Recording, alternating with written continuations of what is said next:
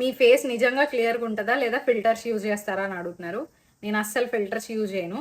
నార్మల్గా వీడియో తీసి అప్లోడ్ చేయడానికే నాకు చాలా బద్ధకం. మళ్ళీ ఎడిట్ చేసి ఫిల్టర్స్ పెట్టి అంత చేయను. నా ఫేస్ ఎట్లుందో అట్లనే రికార్డ్ చేస్తాను. నా స్కిన్ క్లియర్గా ఉంటుంది అంతే. ఇంకొకటి లైట్ని బట్టి కూడా. ఇప్పుడు నేను లైట్ ముందు నుంచున్నా, ఇక్కడ లైట్ కనపడుతుందా?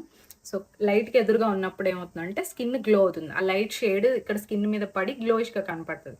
ఇప్పుడు లైట్ లేకుండా చూసారనుకోండి, ఇది డే లైట్. మన నార్మల్ డే లైట్లో చూస్తే ఇట్లా ఉంటుంది. ఇక్కడ లైట్ ఉంది, సో లైట్లో చూస్తే ఏంటంటే కొంచెం గ్లోయిగా కనపడుతుంది అనమాట.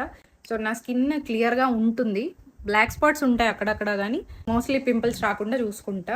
సో దీనికి రీజన్ ఏంటంటే ఇంటర్నల్గా హెల్దీగా చూసుకుంటా అనమాట. నచ్చింది తింటా, కానీ లిమిట్లో తింటా. మోస్ట్లీ హెల్దీగా ఉండడానికి ట్రై చేస్తా. మంచిగా వాటర్ తాగుతా, హెల్దీ ఫుడ్ తీసుకుంటాను అంతే. ఇంటర్నల్ బాడీ బాగుంటే ఎక్స్టర్నల్లీ కూడా స్కిన్ బాగుంటుంది. దీనికి ఏమి హెవీగా సన్ స్క్రీన్స్ లేదా మాయిశ్చరైజర్స్ యూజ్ చేయాల్సిన అవసరం లేదు.